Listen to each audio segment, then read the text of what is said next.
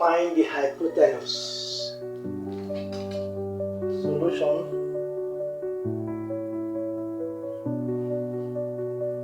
Let the hypotenuse equals to C.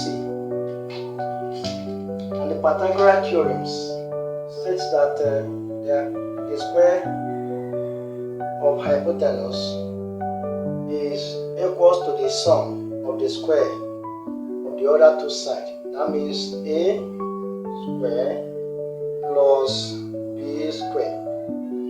That is Pythagorean theorem. Now let's solve it. C square is equals to A square is 6. That's C square plus B square, which is 8. Then we have C square equals to 36. That is 6 times 6 is 36 plus 8 square, which is what? 64. That is 8 times 8 is 64. Come to this side. C square is equals to 36 plus 64. You have 100. At this point, take the square root of both sides.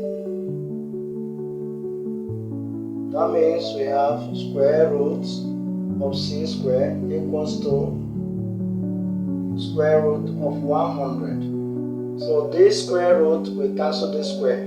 So we have C equals to the square root of 100 is 10. And this become our hypotenuse. I want you to subscribe to this channel so that you can have access to similar video when I post it. Thank you very much.